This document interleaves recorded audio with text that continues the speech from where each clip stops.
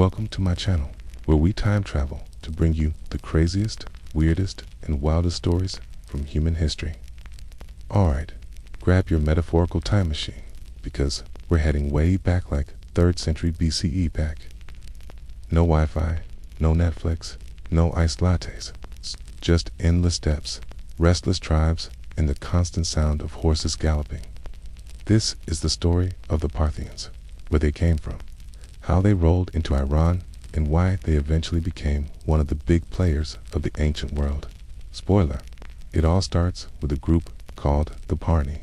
From the steppes with love, picture the Central Asian steppes, wide open, windy, and packed with nomadic tribes.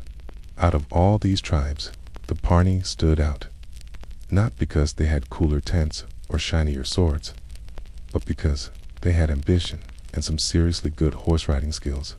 The Parni were part of the Dehe Confederation, basically a loose alliance of steppe tribes who spent their days hunting, herding, and occasionally raiding neighbors for fun and profit.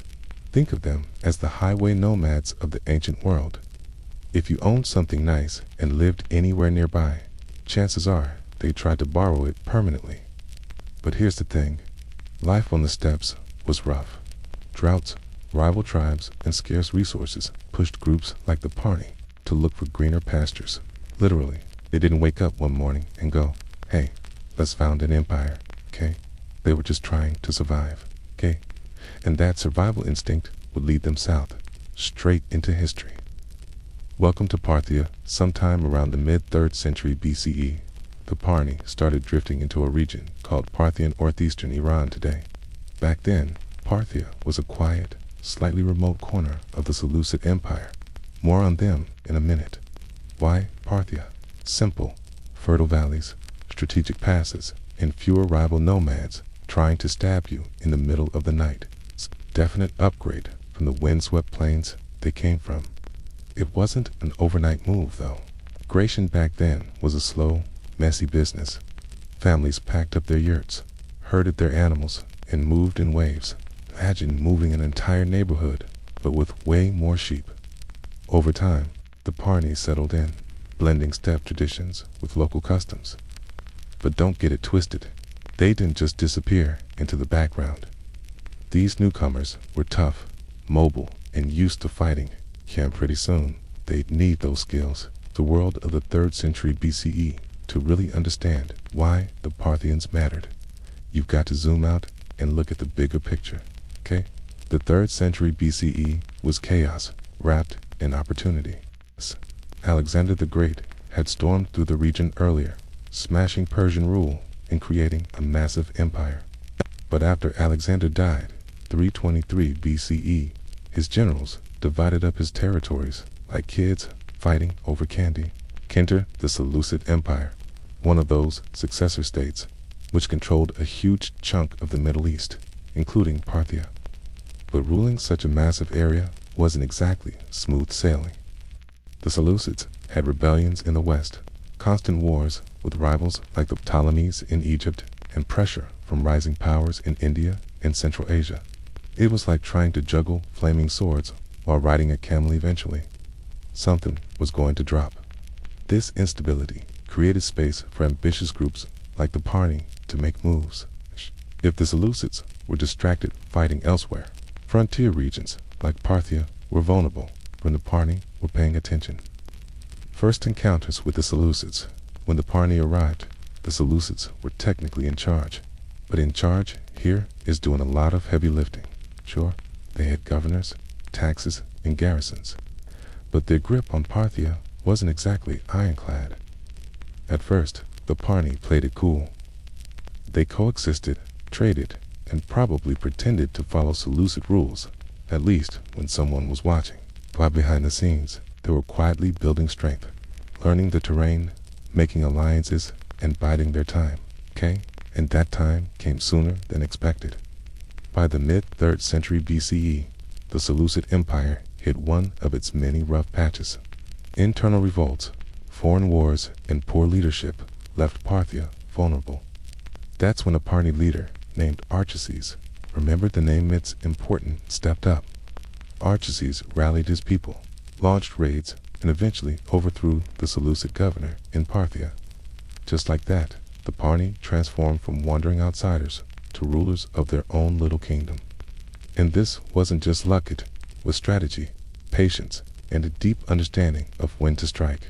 From tribe to power player, the rise of Arcesis marks the beginning of the Parthian Empire. But let's be real, it wasn't an empire yet. At first, it was more like a scrappy startup with big dreams. The Parthians were still surrounded by bigger, meaner neighbors. The Seleucids to the west, nomadic rivals to the north, and the Greco-Bactrian kingdom to the east. One wrong move, and they'd get flattened. Arcesis and his successors had to be clever. They relied on classic step strengths, mobility, adaptability, and surprise. Parthian cavalry became legendary, especially their hit-and-run tactics. Ever heard of the Parthian shot? That's when a mounted archer pretends to retreat, then turns in the saddle and fires backward at full speed. Ancient enemies hated it. Ancient memes would have probably called it horseback rage quitting. Why it works so? Why did this tiny tribe manage to carve out such an important place in history? 3 reasons. Timing. The Seleucid Empire was stretched thin and couldn't focus on Parthia. Perfect opening. Geography. Parthia's terrain was a defensive dream. Mountains, deserts, and narrow passes. Anyone trying to invade had a bad time. Identity. The Parni didn't ditch their steppe roots. Key. They combined nomadic mobility with local governance, creating a hybrid culture that worked surprisingly well. This blend made them unpredictable, and in the ancient world, unpredictability was power. Setting the stage by the end of the 3rd century BCE, the Parthians weren't yet the mighty empire they'd become, but they'd planted their flag literally and figuratively. From humble nomads to regional players, they were on a trajectory that would eventually put them toe-to-toe with giants like Rome. For now, though, they were still the underdogs, and honestly, that made them dangerous. They had nothing to lose, everything to gain, and a leader who knew how to seize the moment. History's about to get spicy. Final thoughts. The origins of the Parthians are and T, just about where they came from, it S, about how they adapted, survived, and seized opportunities when others weren't looking. They didn't start out wanting an empire, but the chaos of the 3rd century BCE gave them an opening, and they took it. Next up, the Parthians vs. the Seleucids. Round 2. Spoiler alert, gets messy. The Parthians weren't supposed to build a dynasty. They were supposed to get smashed by the Seleucids. Let me explain. Around 238 BC, the Parni tribe rolled into the region we today call Parthia. But don't mistake them for settlers. The Parni were nomads, horsemen, and fighters. Their idea of home was wherever their herds could roam. They were just passing through, or so thought, the mighty Seleucids, the rulers of the eastern Mediterranean.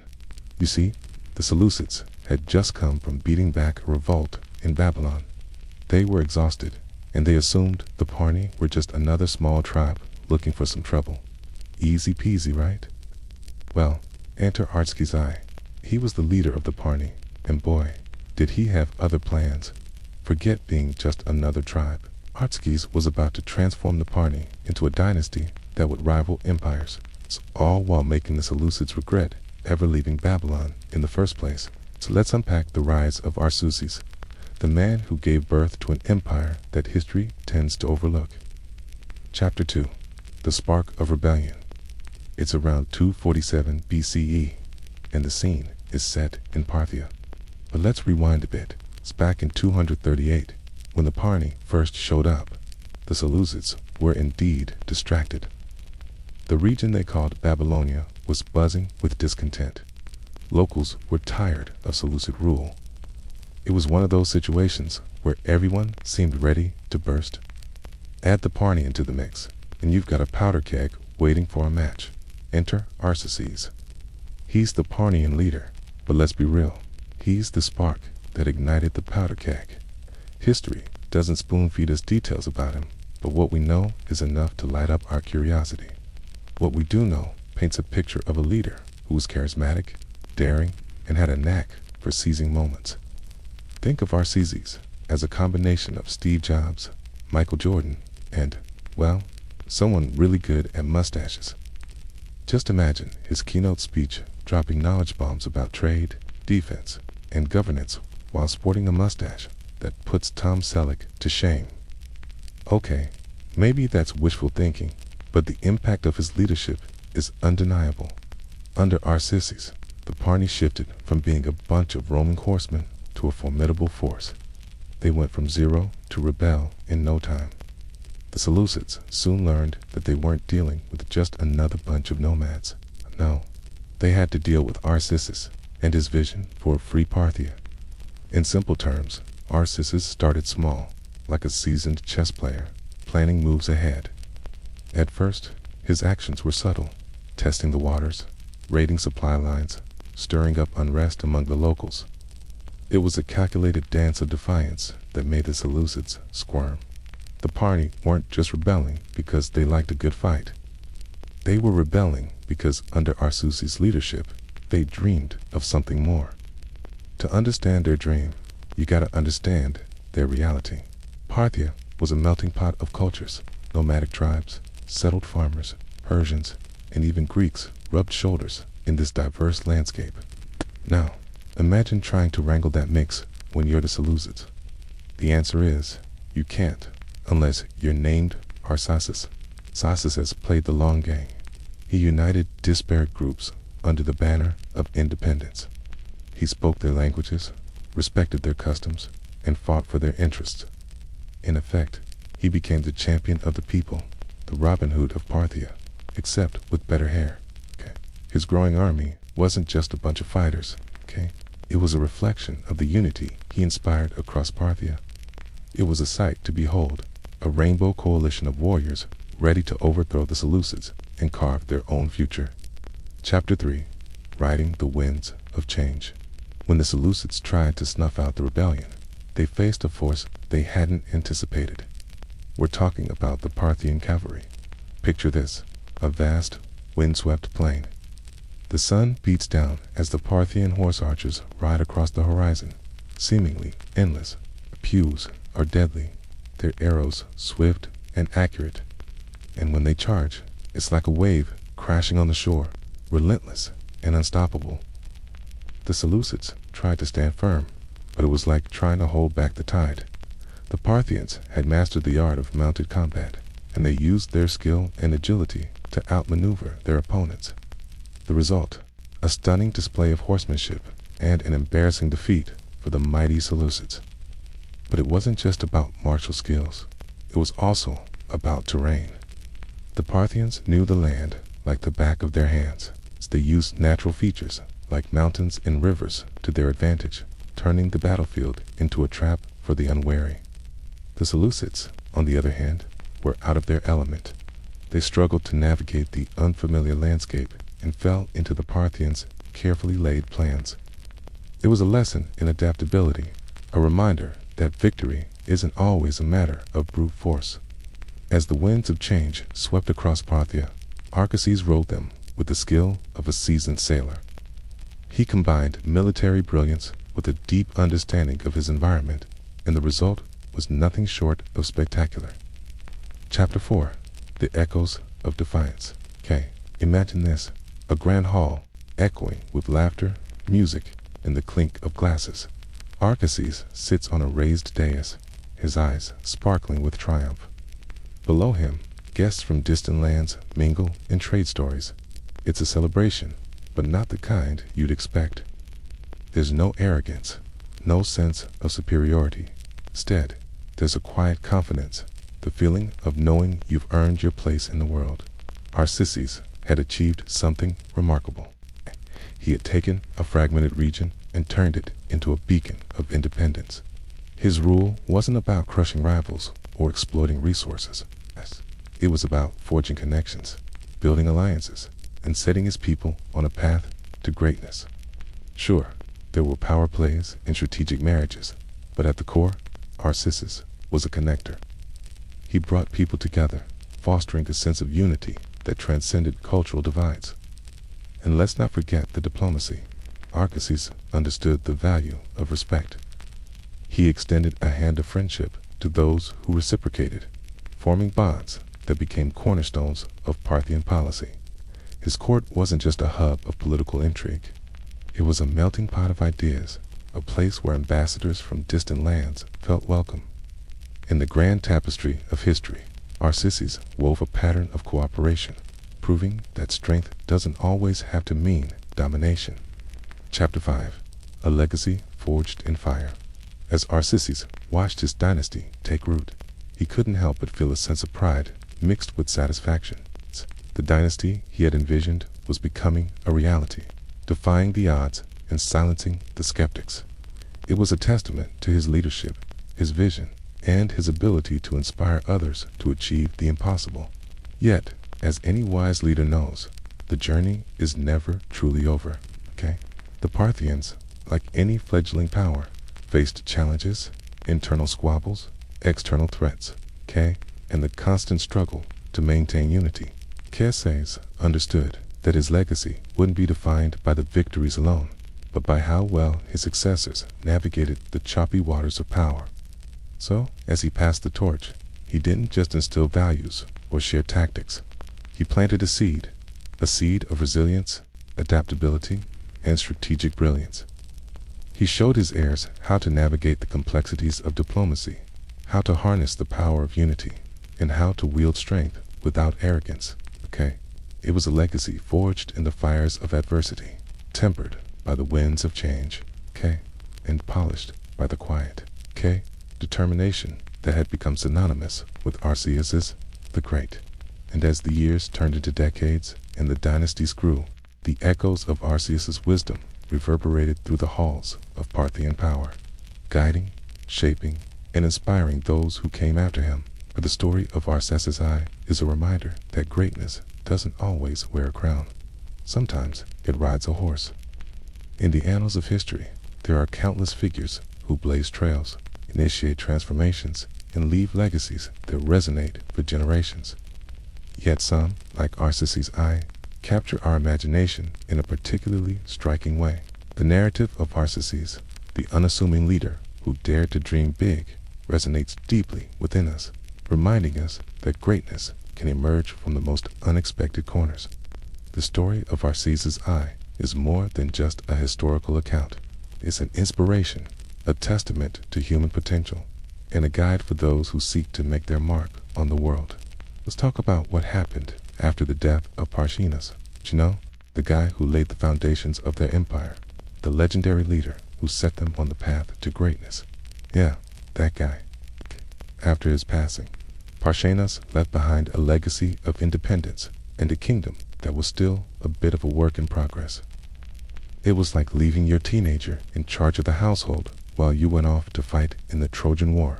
Sure, they knew the basics of not setting the house on fire and maybe making some food. But could they handle the real challenges of running a kingdom? The answer, not without a few bumps along the way. After Arsaces I's death, the throne passed to his son Arsaces II. Yeah, I know they're all named Arsaces, but don't worry, we won't confuse them, at least not on purpose. Anyway, Arsaces II found himself in a precarious situation.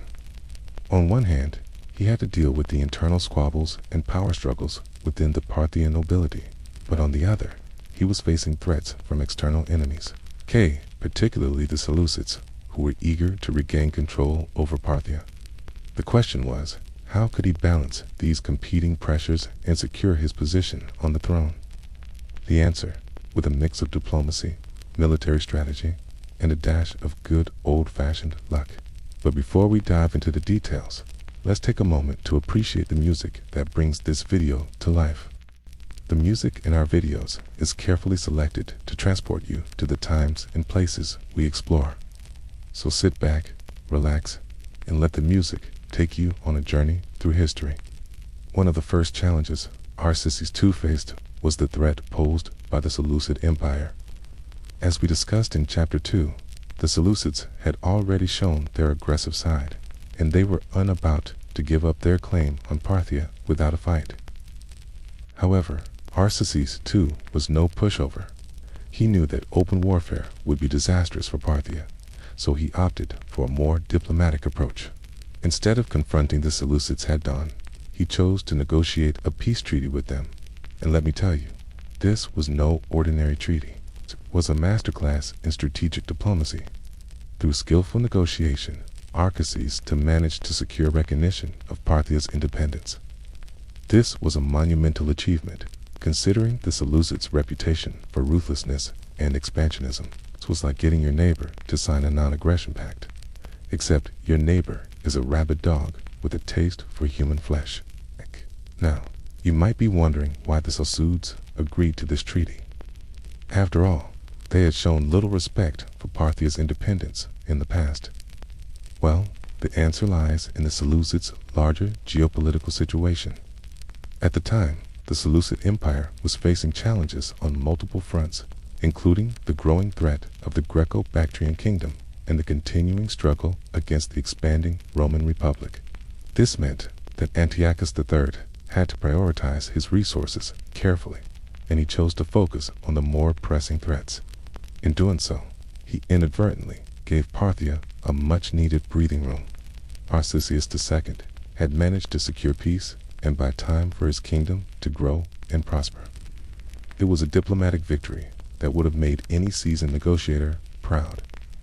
Now, you might think that securing peace with the Seleucids would have been enough to make Arcases II's reign a success, but he wasn't done yet. He also had to contend with internal divisions within Parthia and the ambitions of neighboring kingdoms. But instead of letting these challenges overwhelm him, Arcases II rose to the occasion and tackled them head-on. He worked to consolidate his power, improve the lives of his people, and expand his kingdom's influence.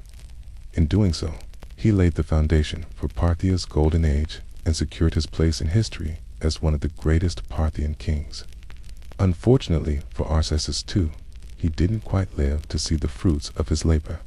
He died in 191 BCE and was succeeded by his son, Phraates I, but that's a story for another day. Maybe Chapter 4. We'll have to see how this pans out. As Arcases II navigated the treacherous waters of international relations, he also had to contend with internal divisions within his own kingdom. The Parthian nobility was a powerful and influential group, and they were always on board with the king's plans. Some of them questioned the wisdom of negotiating with the Seleucids and urged Arcases to take a more aggressive stance.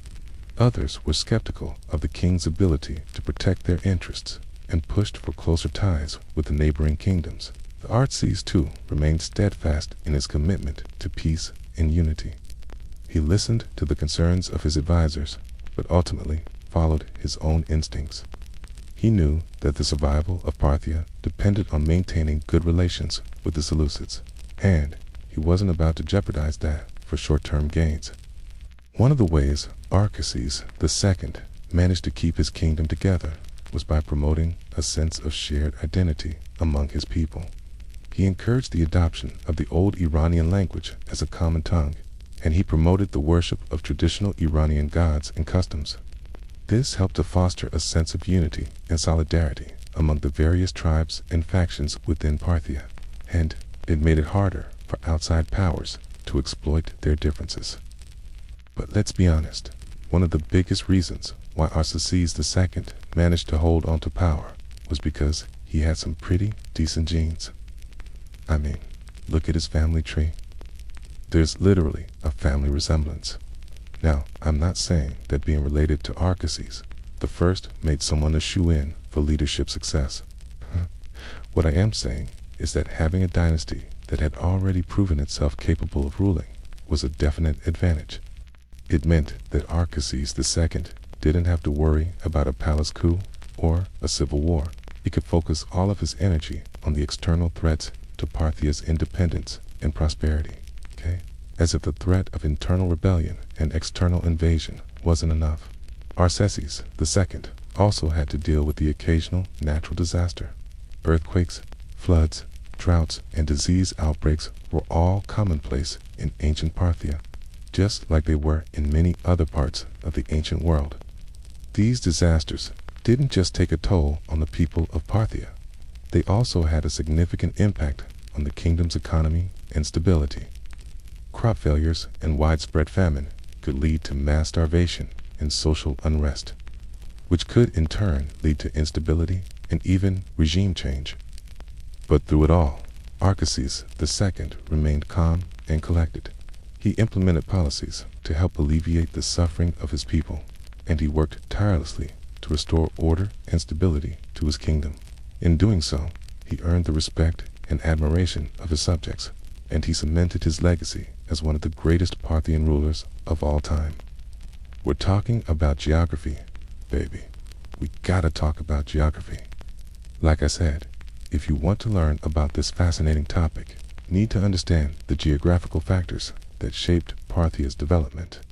First off, the mountains and deserts that surrounded Parthia acted as natural barriers against outside invaders.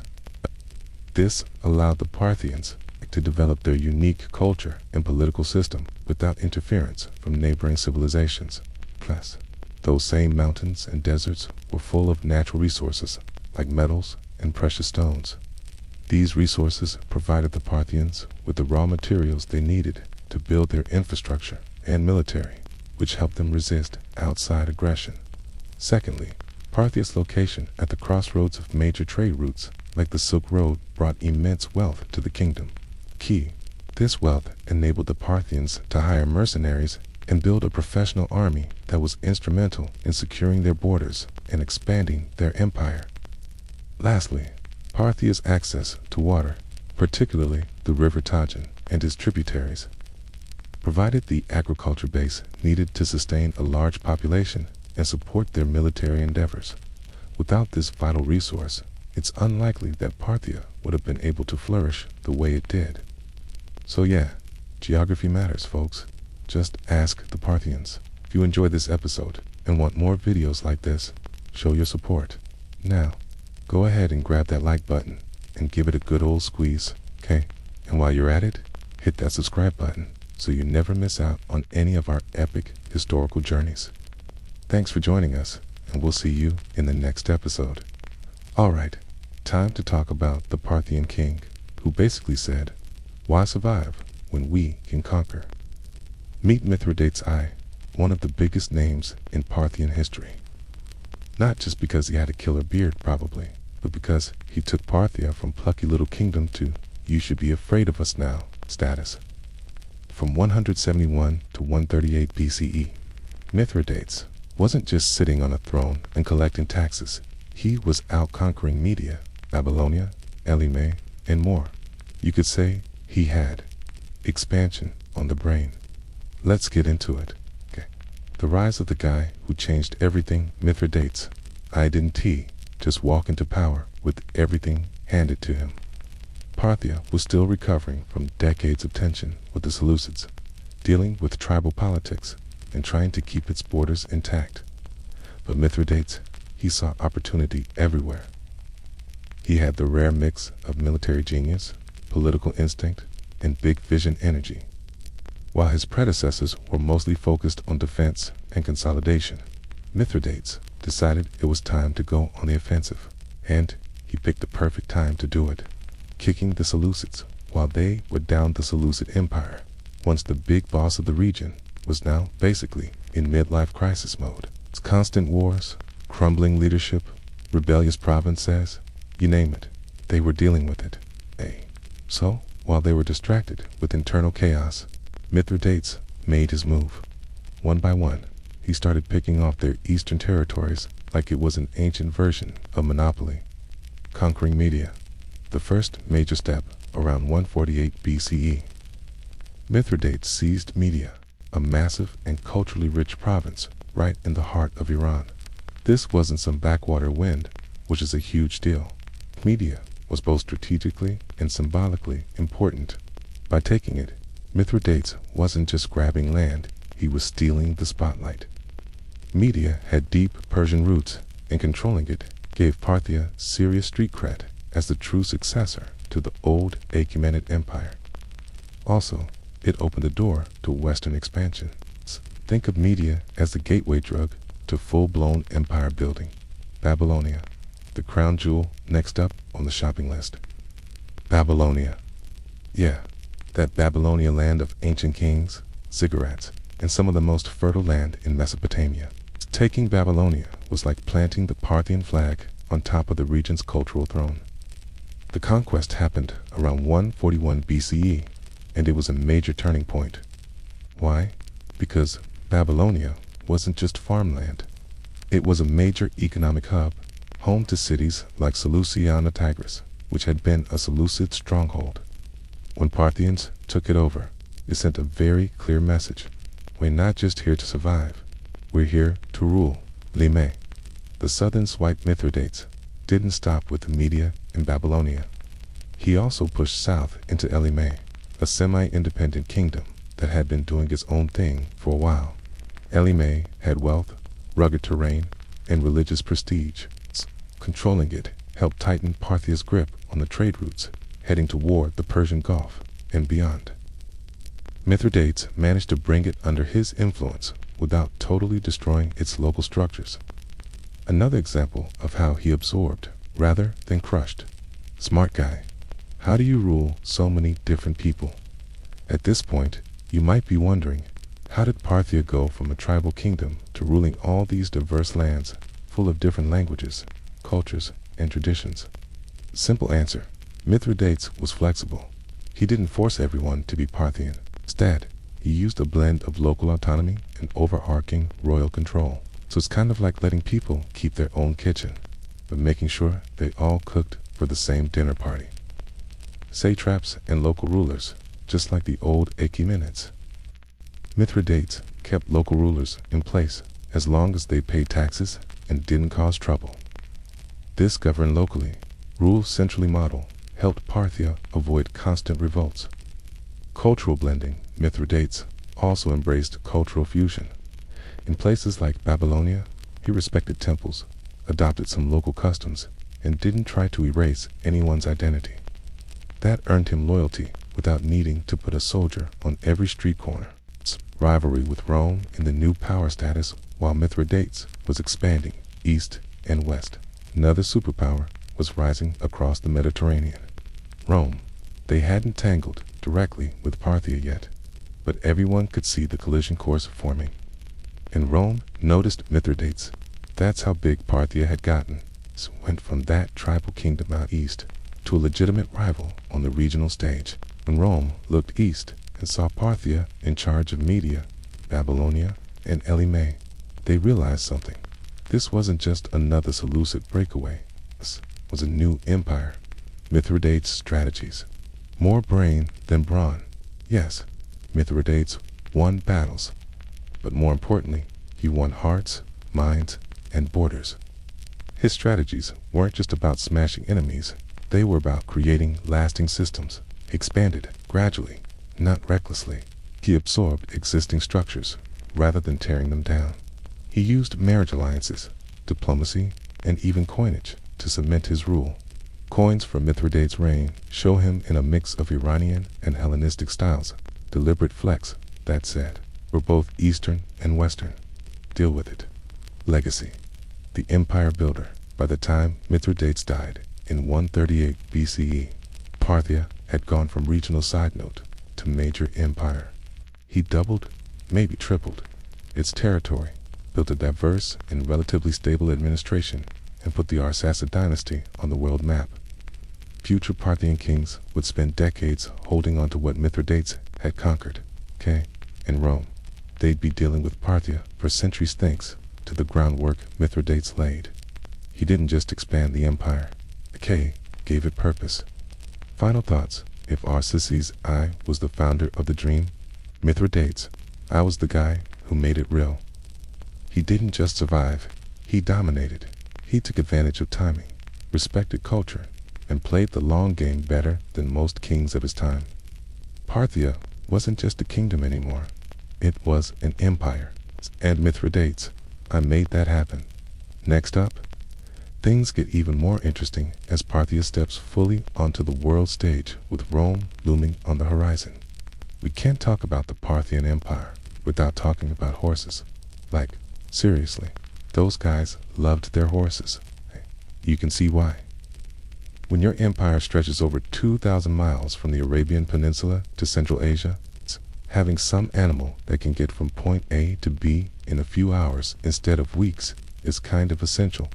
Enter the Parthian horse. Not only were these bad boys sturdy and fast, they also had this awesome trick up their sleeves, okay, or nostrils. They could shoot. Yep, the Parthians bred their horses to fire arrows with amazing accuracy while charging into battle. But hold on a minute, how does a horse shoot an arrow? Well, it's actually a little complicated. You need a special bow, skilled archers, and maybe some archery coaching for your horses. The Parthians mastered all three. Their composite bows were curved, flexible, and super powerful. They trained archers from a young age, specializing in a style of shooting called Parthian shot, and then they somehow taught the horses to aim. Okay, maybe not teach, but work with them as partners in crime. We're not sure exactly how they did it. It's pretty hard to find a source that breaks down the exact step-by-step process of training a horse to be an archer. Plus, historians have debated for years if the Parthians really did this. Some think they were just really good at shooting while charging, not necessarily with arrows. Regardless, when you saw these highly trained warriors firing away with deadly accuracy while on the move, it must have been quite a sight. And don't worry, they didn't make the horses hold the bow, okay? It was usually a human archer hanging onto the horse for dear life and helping out when needed. No horse labor here, just teamwork. When you hear the word Parthian, chances are you immediately think of those epic battles against Rome. But before any grand battles take place, let us rewind a bit and explore how the Parthians wove their magic touch into various aspects of daily life. And yes, I'm pretty sure their magic touch involved horses and arrows. Welcome back to the channel. As always, today we'll dive into the everyday stories of the Parthians, how they organized their empire, how religion intertwined into their daily lives, and how trade shaped their economy and culture. Let's start with the basics. How did the Parthians govern such a vast empire? Picture this. You're a ruler of an empire stretching from Arabia to Central Asia. Keeping track of everything is quite a challenge. So, what do? Well, you delegate. Of course, the Parthians introduced a system of decentralized rule, which means power wasn't just in the hands of the king, satrapies. The empire was divided into regional units called satrapies, each ruled by a governor called a satrap. These governors were responsible for collecting taxes, maintaining law and order, and generally keeping the peace. Now, Parthian kings were smart cookies. They knew that forcing a bunch of independent rulers to follow strict rules wouldn't end well. So instead, they let these satraps have a lot of autonomy, but they also kept a close eye on them. Whenever a satrap got a little too ambitious and started thinking about rebellion, the king would send in a special inspector to check things out. Plus, each satrapy had a military garrison to make sure everyone stayed in line, so rulers of individual satrapies weren't just appointed based on their loyalty. No, sir. The Parthians believed in keeping things fair. By marrying members of different noble families, the king was literally tying everyone together through family bonds. It was a clever way to prevent anyone from getting too powerful and causing chaos. In theory, anyway. In practice, there were still lots of power struggles and assassinations. But hey, you can't win 'em all. Religion in Parthia was like the weather in England, unpredictable and full of surprises. Zoroastrianism, the dominant religion, had its roots deep in the soil of ancient Persia. This faith centered around the teachings of Zoroaster, a prophet who preached about a world in balance between good and evil. But the Parthians weren't the kind of people to stick to just one thing. They embraced diversity, even in their beliefs. Throughout their empire, you'd find people honoring gods and goddesses from Greek mythology, Babylonian deities, and even the one true God of Judaism. Parthians were like the ultimate party hosts of the ancient world, welcoming everyone and not asking too many questions. However, This religious melting pot wasn't just about being cool.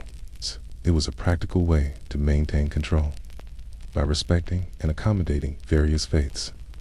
The Parthian kings prevented any one group from becoming too powerful and overthrowing the government. Remember, happy people are less likely to revolt. What makes people happy? Tolerance, acceptance, and maybe a few sacrifices to their favorite gods and goddesses. Oh, and don't forget the occasional chariot race or gladiator combat.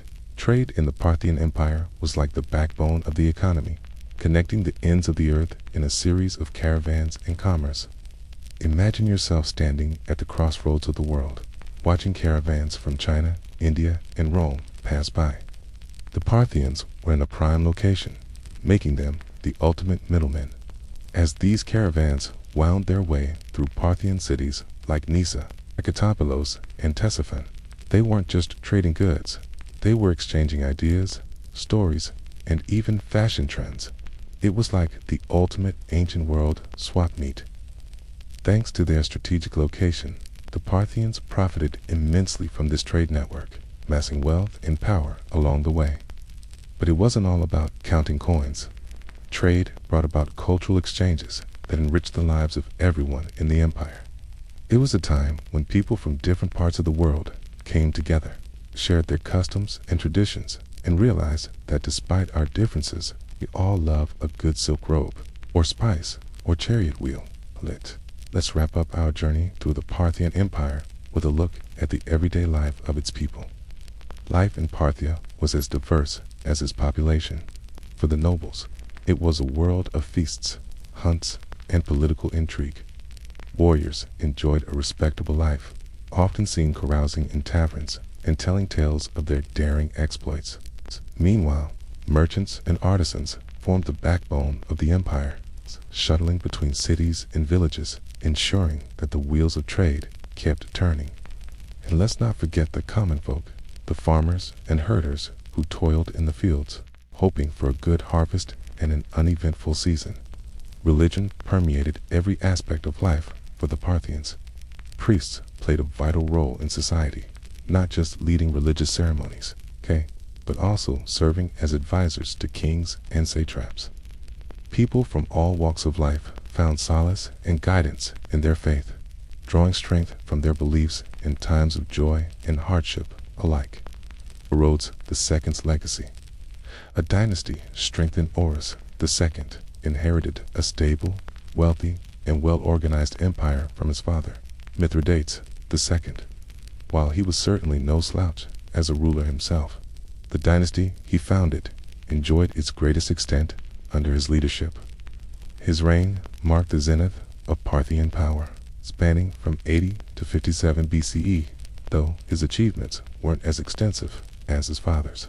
Skillfully managed internal affairs and maintained the empire's stability. During his reign, he dealt with minor rebellions and administrative issues, particularly focusing on the western provinces, but nothing too disruptive. Rhodes's diplomacy was equally noteworthy. He forged alliances with various powers, such as the Kingdom of Axum in Africa and the Greco-Bactrian Kingdom of Euthydemus III. But his most significant move was his relationship with Rome. Understanding the shifting dynamics in the region following the death of Pompey the Great in 48 BCE, Orodes opted for cautious neutrality during Caesar's civil war. However, when Caesar was assassinated in Rome, Orodes swiftly recognized Octavian's future supremacy, sending him a congratulatory embassy shortly after his victory at Actium. This proactive step ensured that Parthia secured the upper hand in shaping its relationship with Rome, averting potential conflict. The Pax, or Odiaca, internal stability and external challenges, following Octavian's victory in the establishment of the Roman Empire in 27 BCE. A period of stability, known as the Pax, or Odiaca, ensued. Parthia and Rome remained neutral towards each other, occasionally collaborating against common foes like the nomadic Gionites. In 63 BCE, Orodes sought to curb Gionite raids by forming an alliance with Rome, utilizing a Roman legate named Titus Livius to navigate Central Asia. Despite these partnerships, tensions simmered between Parthia and Rome. In 57 BCE, Orodes died, and his successor, the childlike and irresponsible monarch, Godarses I, ascended to the throne. The young ruler lacked the acumen of his predecessors, which, coupled with ambitious queens, regnant, and the looming shadow of Rome, led to turbulent times for the empire, goddesses, and the women behind the throne. As goddesses took the throne, Queen Zenonis, mother of Orodes and grandmother of goddesses, held significant influence until her passing in 56 BCE. After her death, Queen Mother Satines, wife of the late Orodes, wielded power alongside goddesses, managing state affairs and controlling royal finances. Their combined authority resulted in a decline of power for local elites and governors. Aquinas favored her son by granting him sole control over eastern satrapies, distancing Godarses from his role in ruling the western provinces. This shift in power led to friction between Godarses and Satines, who appointed her brother, Zeus, as a military commander, undermining her son's authority. Tensions escalated, leading to Satinius' murder in 55 BCE by Godarses. Her son, Arsaces, fled to Elymais, sparking a conflict that lasted for 3 years. Eventually, Godarses prevailed, forcing Arsaces to take refuge in Roman Armenia. Meanwhile, another contender, the Parthian prince Pacorus, son of Orodes, was in Roman captivity since 58 BCE after experiencing humiliation and isolation. Pacorus found favor with Mark Antony, who acknowledged him as the legitimate heir of Parthia. This unexpected turn of events allowed Pacorus to return to Parthia with an army to claim the throne, marking the beginning of a new phase in Parthian politics, Pacorusai and the rise of Tigranes II. In 54 BCE, Pacorus I, now 23 years old, reclaimed the Parthian crown with the backing of Rome. However, his rule faced immediate challenges due to the ongoing conflict between Rome and the Kingdom of Armenia. The situation escalated when Tigranes II, the Armenian king, seized Roman hostages, including Pacorus' sister, Iotapa. Seeking to restore order, Pacorus dispatched his general Serena to resolve the crisis.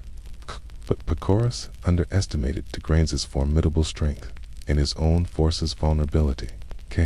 As Serena engaged Tigranes near the fortress city of Tigranocerta, a secret passage allowed the Armenian cavalry to strike from behind, decimating the Parthian troops, while Tigranes captured several fortresses in the region. Pacorus regrouped with reinforcements and launched a counterattack, driving Tigranes back to his capital. The Battle of Tigranocerta, on the banks of the river Myasnitis, near the city of Tigranocerta, two powerful armies clashed. Tigranes, the king of Armenia, commanded an elite force of 30,000 men, many equipped with heavy armor, while Pacorus of Parthia led an army of approximately 60,000, predominantly light cavalry and archers. As the battle commenced, Tigranes' infantry stood firm against Parthian horse archers, while his horsemen contained the Parthian left wing. The outcome seemed uncertain until the Parthians, known for their archery prowess, unleashed volley after volley of arrows upon the enemy, causing significant casualties among the Armenian ranks. Seizing the advantage, Parthian horsemen charged forward, routing Tigranes' cavalry and infantry. With his army defeated, Tigranes retreated to his capital city, Arsamosata, hoping for a last stand. But Pacorus' pursuit was relentless, laying siege to the city. The Parthians relentlessly bombarded it with catapults until it fell. Tigranes fled to Tigranocerta, where he was forced to surrender, ending the conflict and restoring Roman hostages, including Pacorus' sister. While Pacorus successfully resolved the issue with Armenia, his subsequent actions caused friction with Rome. Realizing the benefits of close ties with Rome, he initiated peace talks, hoping to solidify the relationship. However, his decision to marry a Sogdian princess, who had once been betrothed to Antony's son, inflamed tensions. Antony, feeling betrayed and driven by personal motives, abandoned peace negotiations. Soon, Cassius, a Roman senator, arrived in Mesopotamia to demand Pacorus' extradition, charging him with breaking an agreement regarding his sister's marriage. Corus refused, viewing Cassius's presence as a threat to his authority. In response, Cassius seized Seleucia, a Parthian ally, and moved closer to the royal court. This escalating conflict culminated in war. Cassius's invasion and the Battle of Carrhae. Cassius, commanding a force of 10,000 infantry and 4,000 cavalry, advanced eastward. Meanwhile, Pacorus, accompanied by his generals Serena and Bagoses, assembled a larger army numbering 30,000 infantry and 8,000 cavalry. As Cassius approached the bridge at Carrhae, the Parthian generals urged caution, preferring a strategic retreat. However, Pacorus, influenced by his queen mother, Sinus, chose to fight. The ensuing battle was fierce, with Roman heavy infantry holding ground against light Parthian cavalry. As night fell, the battle paused, and Cassius, unaware of Parthian customs, ordered his men to set up camp. Unaware that this act would be considered a declaration of war in Parthian culture, the Romans celebrated their apparent victory by drinking heavily and relaxing. This lapse in vigilance proved costly. In the early hours of the morning, a large force of Parthian horse archers arrived, catching the Romans off guard. Unable to mount an effective defense, the Romans suffered heavy losses, including Cassius, who perished trying to flee. The Battle of Caria, a decisive Parthian victory, marked a turning point in Roman-Parthian relations, and the trajectory of both empires solidified Parthia's position as a dominant power in the region and set the stage for future conflicts. But for now, this is where we'll leave off. The Second Punic War is arguably one of the best-known conflicts in history. But today, we're re-looking at another struggle between Rome and one of its greatest rivals during this period, Carthage. Check out the lesser-known conflict series. Now back to our regularly scheduled program. Okay, let's talk about Rome versus Parthia, because I have a confession to make. Yes, I love ancient Rome. Yes, I have a special soft spot for the Republic era. And yes, I have written more about Rome than you might have pages in your life. But I don't love everything Rome did, especially during this period. Its military adventures outside Italy were starting to feel like the actions of an entitled bully. And I kinda want to root for the underdog here. Well, enter the Parthians. Rome was the Ferrari of the ancient world. Okay. The Parthians were the BMW. They may not have had quite the flashy style, but they had the potential to be just as swift and deadly. So who were the Parthians, and why should you care? Here are 5 reasons that answer both those questions. Who are you again? The Parthians were an Iranian people who ruled a collection of states centered in what is now Iran and parts of Iraq. They had a rich history before the rise of the Roman Empire, but their golden age coincided with Rome's late Republic era. Their empire peaked under the rule of Mithridates, the second 175 to 140 BC, who turned Parthia into a major power. And he did it in style. Oh, under his rule, Parthia grew from a regional power to a major force. He conquered lands in Mesopotamia, Central Asia, and the Caucasus, reasserted control over traditional Parthian territories, and even launched an invasion into India through military victories and smart diplomacy. Mithridates solidified his empire and made sure his successors had a stable foundation. His son, Phreates III, continued his father's work, further expanding Parthia's reach into Mesopotamia. The Battle of the Tigris River in 69 BC saw him face off against the forces of Rome. This encounter marked a significant moment in the early stages of the Roman-Parthian conflict. Despite the numerical superiority of the Roman army, Parthia triumphed due to the use of mounted archers and chariots. This victory established Parthia as a formidable power and demonstrated their strategic prowess on the battlefield. Why should I care? Well, first of all, these guys played a key role in one of the biggest conflicts in the ancient world, the Greco-Parthian Wars. During this period, Rome was focused on expanding its territory and consolidating its power. But as it grew, it inevitably clashed with other empires vying for supremacy. The Parthians emerged as one of these empires, challenging Roman dominance in the East and forcing them to contend with a formidable rival. These clashes were not merely about territorial disputes or resource control. They represented a broader struggle between two rising powers, each seeking to assert its dominance. Additionally, the Parthians served as a bridge between the cultures of Greece and India. Their interactions with both civilizations resulted in the exchange of ideas, goods, and technologies. Understanding their role in cultural exchange provides insights into the interconnectedness of ancient societies and the factors that shaped their development.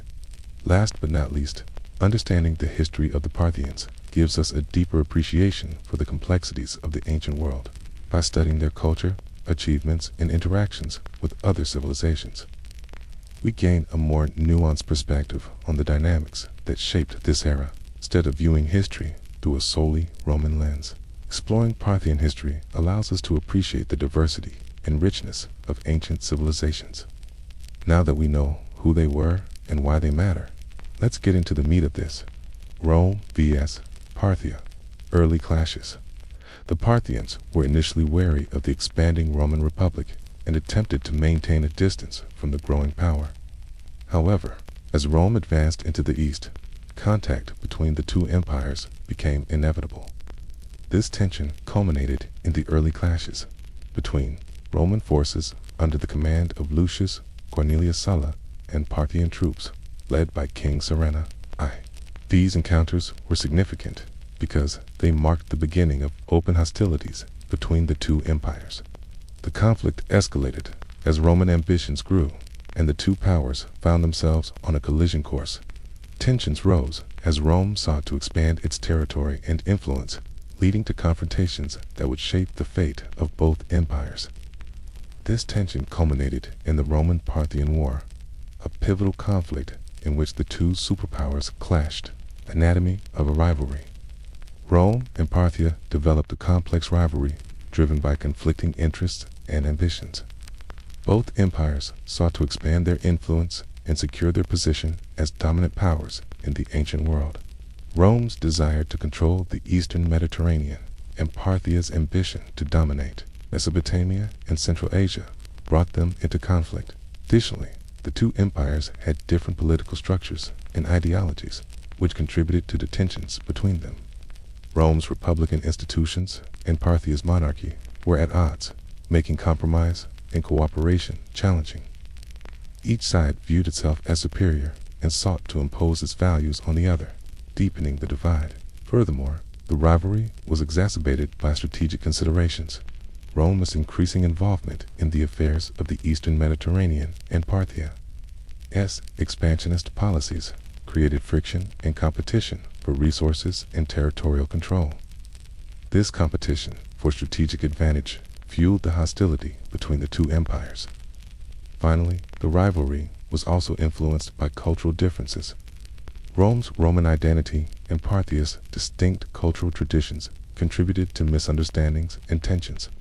The lack of a shared cultural framework made it difficult for the two sides to communicate effectively, leading to misinterpretations and escalating conflicts, uncertain outcomes. Unfortunately, it's impossible to say who would have won in a direct confrontation because the two never faced off in a large-scale war.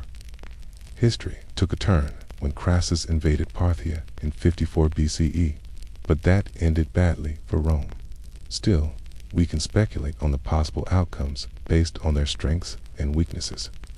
If we're talking raw military power, Rome likely wins. The Roman army was well-trained, disciplined, and experienced in warfare. Their innovative tactics and use of technology gave them an edge on the battlefield. Plus, Rome had a larger population base from which to draw soldiers. On the other hand, Parthia had a strong cavalry force, skilled archers, and a deep knowledge of their home terrain. They also had a flexible fighting style that allowed them to adapt to different opponents. The outcome could depend on the generals and strategies involved. In terms of logistics and economy, Rome again has the edge. Their extensive road network facilitated troop movement and supply distribution. Rome's vast network of allies and client states provided additional resources and manpower. Parthia, though wealthy, had a smaller population base, and its infrastructure was not as advanced. Considering the political aspects, it's a bit of a toss-up. Rome's republican system of government was efficient in mobilizing resources, but it could be slow to make decisions. Parthia's monarchy was quicker to act, but relied on the authority of a single ruler. In essence, Rome vs. Parthia is a clash between form and function. Form in terms of military organization, logistics, and political efficiency, to function in terms of strategy, leadership, and adaptability. So, who would win? Rome, with its size, discipline, and innovation, but it wouldn't be easy. Parthia would put up a fierce fight, leveraging its cavalry, terrain, and agility. Ultimately, Rome would prevail, but it would be a hard-fought victory. Think of it like if a Formula One car raced against a nimble mountain bike on a winding forest trail. The car would win, but it wouldn't be as easy or as clean as you might think. What can we learn? Parthia offers valuable lessons for geopolitics. It shows how conflicting ambitions of great powers lead to tension and conflict. Also, how cultural differences can escalate tensions and hinder cooperation. Moreover, the rivalry highlights the importance of adaptability and strategic flexibility in international relations. Parthia's ability to adapt to changing circumstances enabled it to survive and thrive, despite challenges posed by Rome. Studying this rivalry teaches us the value of understanding and respecting diverse cultures and the consequences of unchecked expansionism. It reminds us that lasting peace and stability are essential for the prosperity of civilizations. The conflict between Rome and Parthia serves as a cautionary tale, urging us to learn from their mistakes and strive for peaceful coexistence and mutual respect among nations. If you found this episode informative and enjoyable, please consider subscribing and leaving a comment below. What other ancient conflicts would you like to see us cover in this series? Thanks for joining me. I'll see you next time. When we think of ancient warfare, images of heavily armored legionnaires clashing with equally decked out Gauls or Carthaginians might spring to mind. But what if I told you there was a sneaky opponent out there who gave Rome its most humiliating defeats of the era, all while riding horses? Meet the Parthians, a Central Asian powerhouse that took Rome to its graves. Now, before we dive into their epic showdown with Rome, let's rewind a bit. Who are these guys, and what made them so dang good? Imagine a vast, arid landscape stretching from the Caspian Sea to the Zagros Mountains. It's where our story begins. This is Greater and Lesser Media, as well as the Persian heartland, home to the Parthians. Picture a land with a bunch of small kingdoms fighting for a piece of the pie. Fast forward to the mid-2nd century BCE, and along comes Arsaces II, a royal descendant from the Kingdom of Media. With a mix of Median and Persian roots, he unites local tribes and establishes the Parthian Empire. And guess what? They choose horse riding as their jam, kind of like Rome chose bread and circuses. These nomadic warriors are light on their feet, quick as lightning on horseback, and deadly with bows and arrows. Their social structure is built around loyalty to the king and military service. And when Arsaces dies, his throne is inherited by his successors. Got it? Good. Now, let's move on to the punchline. Rome gets stomped. The stage is set in 53 BC. Rome is going global, conquering near and far, while the Parthians are chilling in their homeland. Enter Marcus Licinius Crassus, one of Rome's richest dudes, part of the elite First Triumvirate alongside Caesar and Pompey. He craves glory.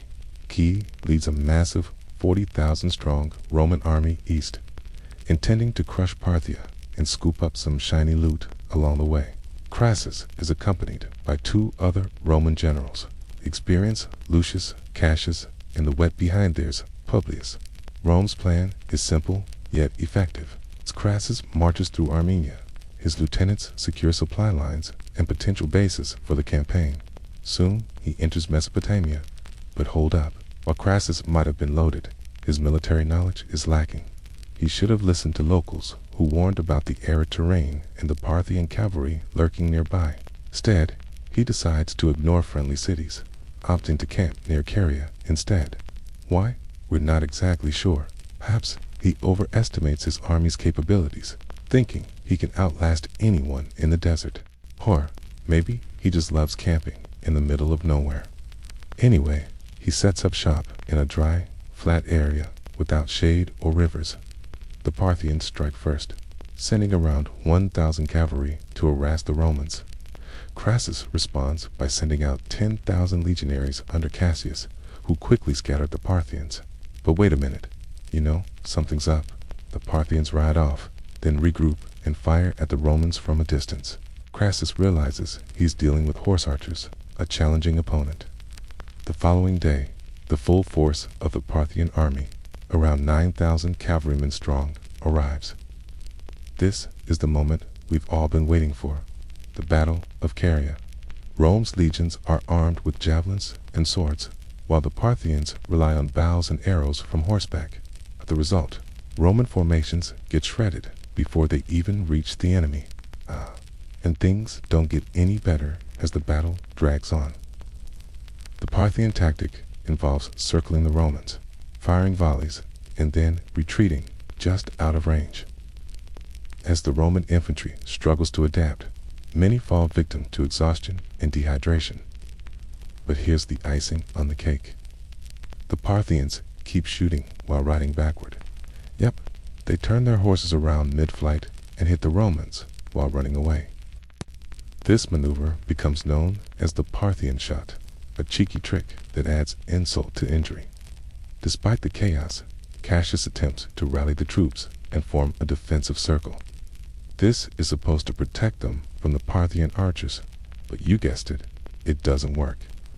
Surrounded and exhausted, Cassius and his men slowly lose ground. Cassius gets injured, his shield is shattered, and he takes a spear thrust through his arm. To make matters worse, his cavalry escort leaves him behind.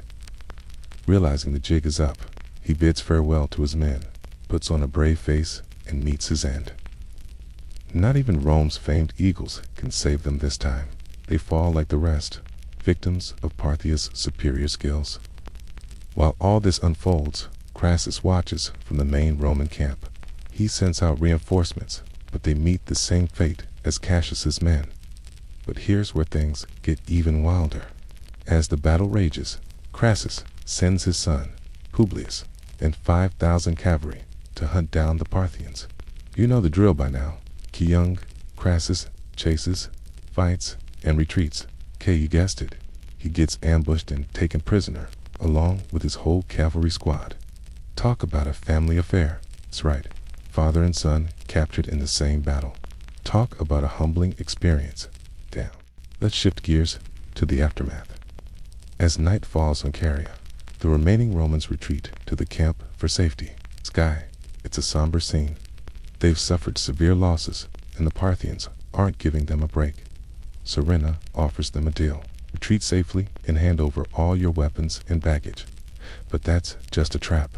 Cassius's officers accept the offer, hoping to save something from the wreckage. But it's a ruse. The Parthians attack anyway. Crassus refuses to surrender, so the killing continues until dawn. The next day, the survivors come out to find a gruesome scene. The bodies of Cassius's men are strewn across the battlefield, casualties of both the battle and the nighttime massacre. Crassus might be crafty, but he's surrounded and trapped. He strikes a deal with Serena, offering surrender in exchange for safe passage for himself and his men. But turns out, Serena wasn't in the mood for keeping his word. During a tense meeting inside the camp, tensions rise. Crassus and his fellow nobles are stripped naked and tortured. Perhaps the most humiliating twist. Crassus is allegedly killed by having molten gold poured down his throat. In the end, Rome loses thousands of men, many captured and destined to serve as slaves in distant lands, never to return. Rome's pride is wounded, its reputation as an invincible force tarnished. And it wouldn't be long before they sought revenge. So what's the secret sauce behind the Parthian victory? We can boil it down to 3 key ingredients: skill, strategy, and speed. Parthian horsemen were masters of their craft, capable of riding backward while shooting arrows and maneuvering with unmatched precision. They knew the terrain like the back of their hands, exploiting every advantage to tire out their opponents. Their focus on archery over heavy armor allowed for greater agility and accuracy. Remember that javelin versus bow and arrow matchup? Bows and arrows win every time. Finally, speed was their superpower. The ability to flee, regroup, and fire while on the run disoriented the Romans and inflicted heavy casualties.